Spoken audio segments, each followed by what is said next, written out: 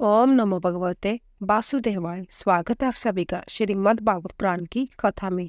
आज हम 33वें दिन में छठम स्कंद का 5वां अध्याय शुरू कर रहे हैं। श्री नारद जी द्वारा दक्ष के पुत्रों को विरक्त होने का उपदेश करना तथा नारद जी को दक्ष का शाप देना। श्री सुखदेव जी बोले, हे राजा परीक्षित, भगवान के वरदान से दक्ष प्रजापति अपूर्व शक्ति संपन्न हो गए। उन्होंने औसिंकी के गर्भ से हरेशव के 10,000 पुत्र उत्पन्न किए। प्रजापति दक्ष के सभी पुत्र स्वभाव तथा आचरण में एक समान थे। दक्ष ने उन्हें संतान उत्पन्न करने के लिए कहा। वह पश्चिम दिशा की ओर तपस्या के लिए चल दिए।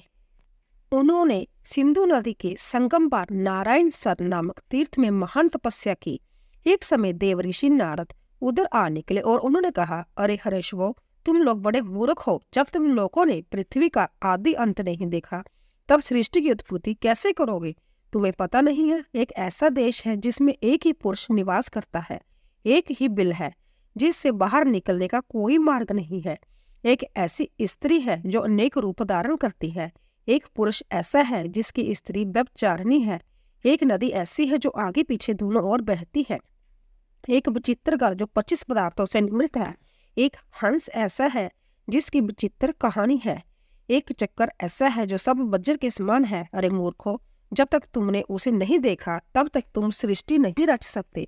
श्री सुखदेव जी बोले, हे राजा परीक्षित, वह सभी पुत्र बड़े बुद्धिमान थे। उन्होंने नारद जी की बात को समझ लिया और वह उस पर विचार करने लगे। वह बोले, जय लिंग शरीर ही जीव कहलाता है, जय आत्मा बंधन है। इसका विनाश जाने बिना मोक्ष कर्मों से कोई लाभ नहीं है। ईश्वर एक है, वह सभी अवस्थाओं में सबका साक्षी है, सबका आश्रय है, किंतु वह किसी के आश्रय नहीं है। वही परमात्मा है। मनुष्य पताल रूपी बिल से नहीं लौटता। बिना परमात्मा को जाने सभी कर्म वृथा है। वृद्धि ही व्यभिचारिणी स्त्री है। वह जीव को अनेक भोगों में डाल देती है। वह इसी उल्टा स्त्री के पीछे अनेक गतियों में घूमता रहता है। यह संसार माया ही नदी है। यह शरीर 25 तत्वों से बना है। इसके काल बक्कर के द्वार सूर्य के समान पैने है। यह स्वतंत्र है। यह सब विचार कर दक्ष प्रजापति के पुत्रों ने नारद जी की परिक्रमा की और उन्होंने मोक्ष पद की प्राप्ति का निश्चय किया, जहां पहुंचकर फिर लौटना नहीं पड़ता। हे राजा परीक्षित, नारद जी की यह करतूत जब दक्ष प्रजापति को ज्ञात हुई तो वह शोक से अति व्याकुल हुए और पछताने लगे कि उत्तम संतान का होना भी दुखदायी है। ब्रह्मा जी ने दक्ष को बहुत समझाया। तब दक्ष ने असिंकी के गर्भ से 1 सहस्त्र पुत्र और उत्पन्न किए। उन पुत्रों का नाम सबलशव रखा।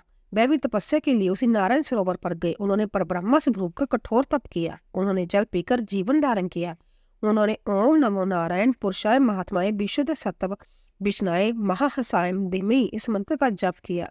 उसी समय देव ऋषि नारद वहां पर आए और उन्हें भी पहली तरह समझाने लगे। उन्होंने कहा, हे सबला शवो, तुम भी अपने बड़े भाइयों का अनुकरण करो। उन दक्ष प्रजापति के पुत्रों ने भी बड़े भाइयों का अनुकरण किया। जब दक्ष प्रजापति को यह पता चला कि मेरे पुत्र को नारद जी ने फिर कर्तव्यच्युत कर दिया है, तब वे अति क्रोधित हुए। उसी समय उनकी भेंट नारद जी से हुई। उन्हें देखते ही प्रजापति बोले, अरे दुष्ट, तुमने पाखंड से साधु वेश बना रखा है। तुमने मेरे नादान बच्चों को पदच्युत कर दिया है। अभी वह ऋषि ऋण, देव ऋण तथा पितर ऋण से भी उत्तीर्ण नहीं हुए थे। तुमने उन्हें झूठ मूठ वैराग्य का स्वांग सिखाया है। अरे नारद, बिना संसारिक अनुभव किए सच्चा वैराग्य प्राप्त नहीं होता। तुम मेरी वंश परंपरा नाश करने पर तुले हो। इसीलिए मैं तुम्हें शाप देता हूँ कि तुम लोकांतरों में भटकते रहो। तुम्हें कहीं भी ठहरने को स्थान ना मिलेगा।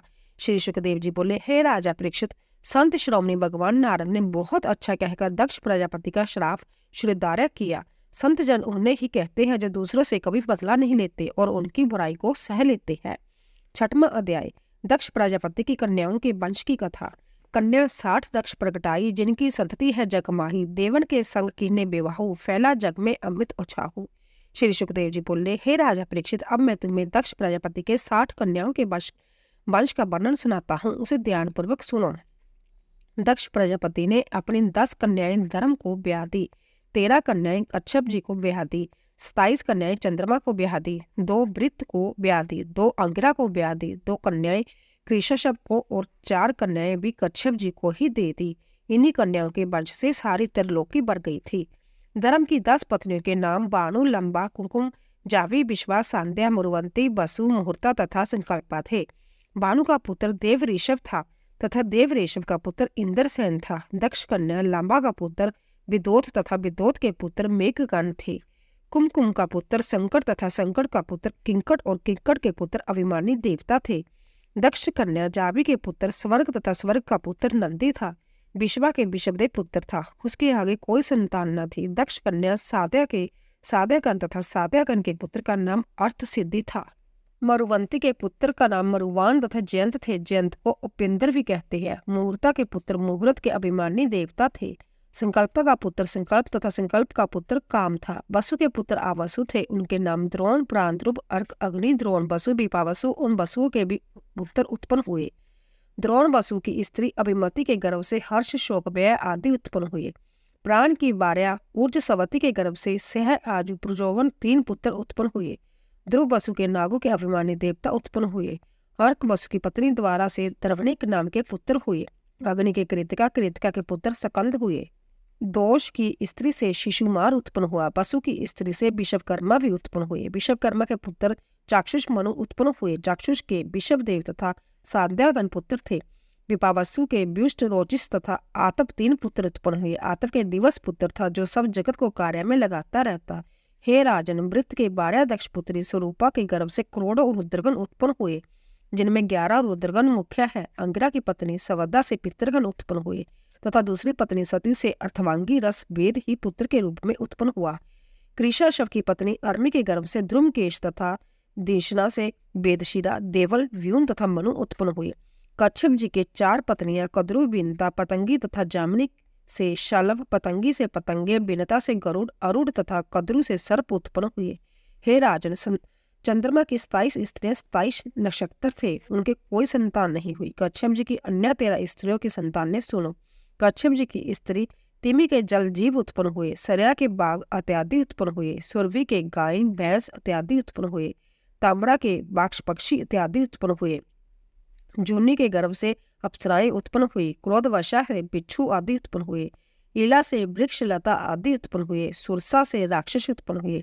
अरिष्टा से गंधर्व तथा काष्ठा से अश्व आदि 1 खुर वाले पशु पैदा हुए। धनु के 61 पुत्र पैदा हुए, जैसे सब के सब राक्षस थे। दीति के गर्भ से हिरणाक्ष तथा हिरणाक्षिप उत्पन्न हुए। अदिति के गर्भ से देवता उत्पन्न हुए। विप्सान, आर्यमा, पुष्टा, तवष्टा, सविता, बरा, दाता, विदाता, वरुण, मित्रा, इंद्र तथा वामन से 12 आदित्य कहलाते हैं। विविशावन की स्त्री छाया के गर्भ से शनिश्चर तथा सावर्णी मनु 2 पुत्र उत्पन्न हुए तथा तपसी नाम की कन्या पैदा हुई। विश्वान की संज्ञा पत्नी ने अपने गर्भ से दोनों अश्विनी कुमार उत्पन्न किए। सूर्य की पुत्री तमसी के साथ समर ने विवाह किया। अर्यमा की स्त्री मृतिका के गर्भ से चर्षणी उत्पन्न हुई। उन्होंने वर्ण व्यवस्था चलाई। पुरुषा के कोई संतान न थे। कुमारी रचना तवष्टा की भार्या थी। उनके गर्भ से सनिवेश तथा विषवरूप 2 पुत्र उत्पन्न हुए। देवताओं ने विषवरूप को बृहस्पति जी के रुष्ट हो जाने पर अपना पुरोहित बनाया था। 7वां अध्याय देवताओं को त्याग कर गुरु बृहस्पति का जाना तथा विषवरूप का पुरोहित बनना। राजा परीक्षित ने पूछा, हे ब्राह्मण, गुरु बृहस्पति क्यों देवताओं को त्याग कर चले गए थे और विषवरूप को दैत्य पक्ष की कन्या के पुत्र होते हुए भी देवताओं ने उन्हें कैसे पुरोहित बनाया? श्री सुखदेव जी बोले, हे राजन, देवराज इंद्र त्रिलोकी का राज्य प्राप्त करके अपने को बड़ा ऐश्वर्यशाली समझने लगा था। उसे अहंकार ने दबा लिया। एक दिन वह अपनी सभा में राज सिंहासन पर बैठे थे। देवतागण उनकी स्तुति कर रहे थे। गंधर्व, अप्सराएं तथा किन्नर उनका गुणगान कर रहे थे। 49 मर्दगण, 8 वंशु, आदित्य, ऋषु, विश्वे, देवा आदि सभी उनकी सेवा कर रहे थे। देवराज इंद्र अपनी इंद्रानी शशि के साथ अरमान और आराम से सिंहासन पर विराजमान थे। उसी समय वहां देवगुरु बृहस्पति जी पधारे। देवराज इंद्र ने ना तो उन्हें प्रणाम किया और ना उठकर उनका स्वागत किया।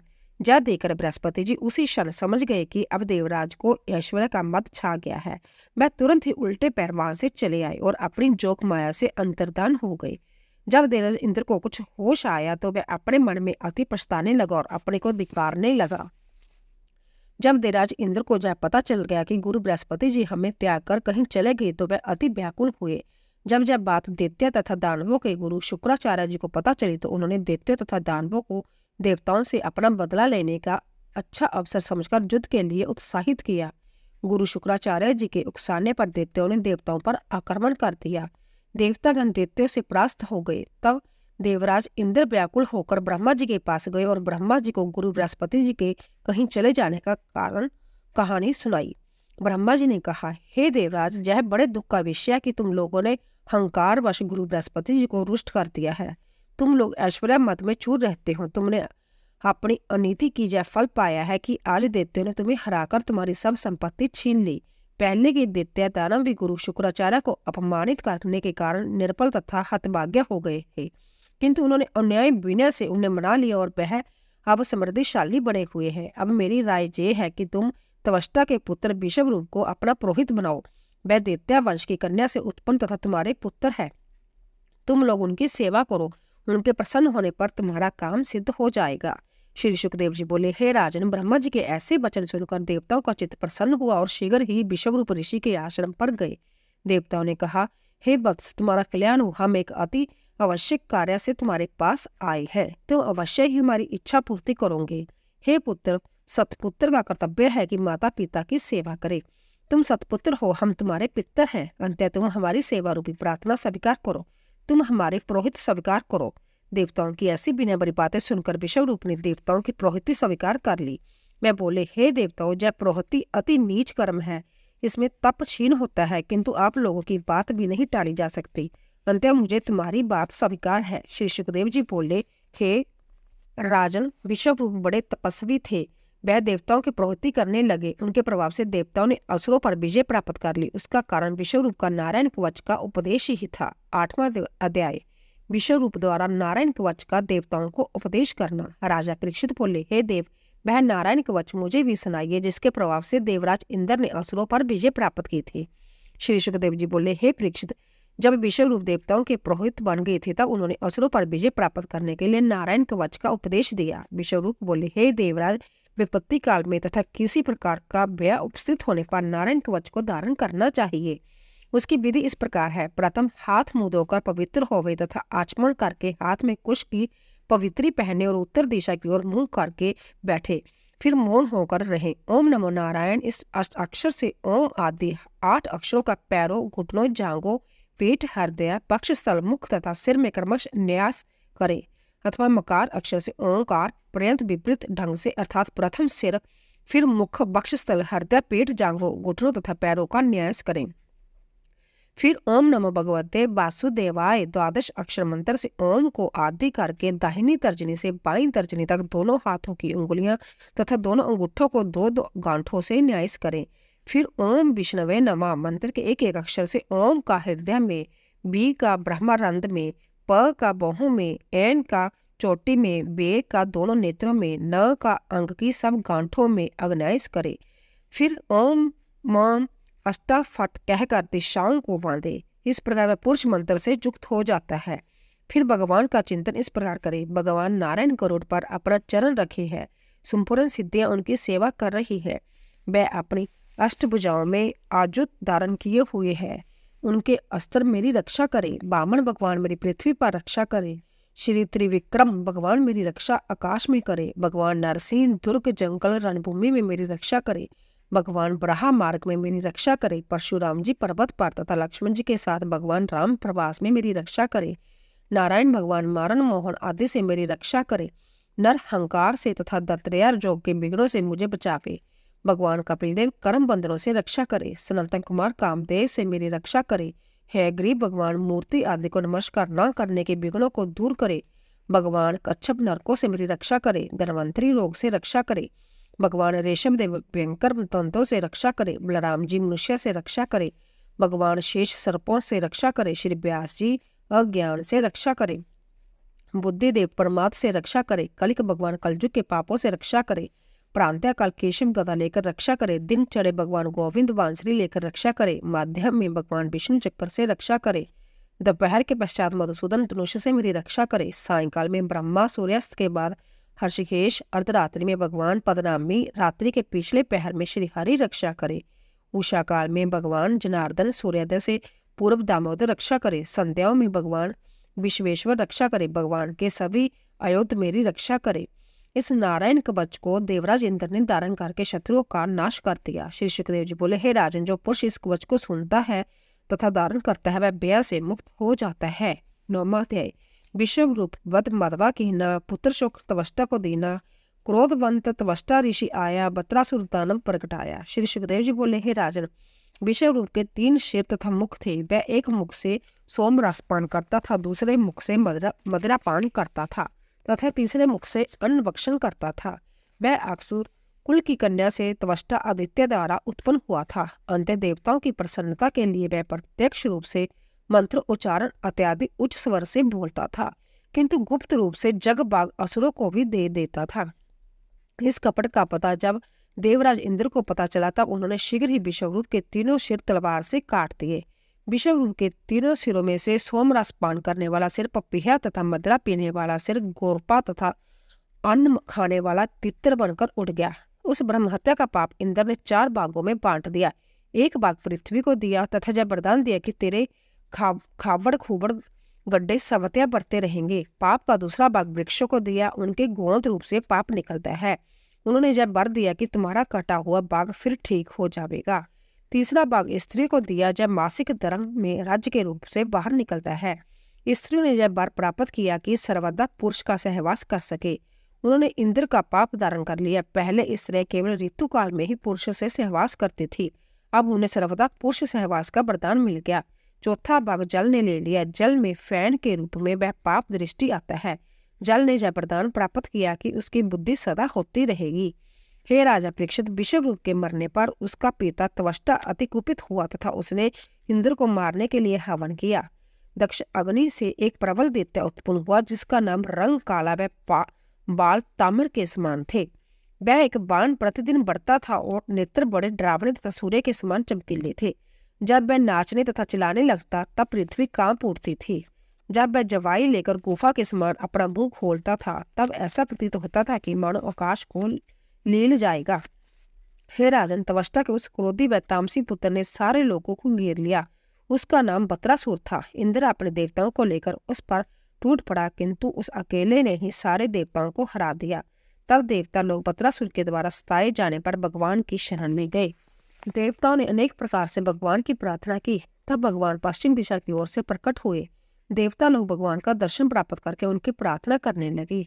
देवता बोले, हे भगवान, जय संपूर्ण लोग आप ही ने उत्पन्न किए हैं, आप ही ने स्वर्ग आदि लोक बनाए हैं, आपको नमस्कार है। धर्म में विघ्न डालने वाले असुरों को आप चक्कर से मार डालते हैं। सत्यम राजतम से ही उत्तम मध्यम तथा निकृष्ट सृष्टि उत्पन्न होती है। हे भगवान, हम आपकी शरण में हैं। हम सब देवताओं को बत्रासुर ने अति व्यापित कर रखा है। वह 3 लोगों को निकलने वाला है, उसको मारने में आप ही समर्थ है। हे विश्वात्मन, हम आपको नमस्कार करते हैं। श्री सुखदेव जी बोले, हे राजन, जब देवताओं ने भगवान की इस प्रकार प्रार्थना की तब भगवान अति प्रसन्न होकर बोले, हे देवताओं, मैं तुम्हारी स्तुति से प्रसन्न हूँ। मेरे प्रसन्न होने पर जगत में कोई भी कार्य तथा पदार्थ दुर्लभ नहीं है। हे देवराज इंद्र, तुम शीघ्र ही ऋषि राज दधीची के पास जाकर उनसे शरीर मांग लो। उनका शरीर विद्या वर्थ तप से अत्यंत दृढ़ बन चुका है। उन्होंने ब्रह्मा ज्ञान है, वह तुम्हारी प्रार्थना को अवश्य स्वीकार कर लेंगे। अर्थ व वेद के ज्ञाता दधीची ने ही पहले जय नारायण कवच त्वष्टा को बताया था। त्वष्टा ने अपने पुत्र विश्वरूप को सिखाया था। विश्वरूप ने तुम्हें सिखाया, जिसके प्रभाव से तुमने दैत्य को परास्त किया है। अश्विनी कुमारों के मांगने पर वह महर्षि तुम्हें अवश्य अपना शरीर दे देंगे। उनके शरीर की हड्डी से विश्वकर्मा एक ऐसा आयुध बनाएगा जिनका नाम वज्र होगा। उसमें से संभ्या प्रविष्ट कर जाऊंगा। उसके प्रहार से वह महाबली बत्रासुर अवश्य मारा जाएगा। तुम्हें फिर अपना वैभव प्राप्त हो जाएगा। इतना कहकर भगवान अंतर्धान हो गए। बोले बांके बिहारी लाल की जय। तो दोस्तों, अगर आपको हमारी कथा पसंद आई हो प्लीज सब्सक्राइब कीजिए, लाइक कीजिए और शेयर कीजिए। आप सभी का धन्यवाद।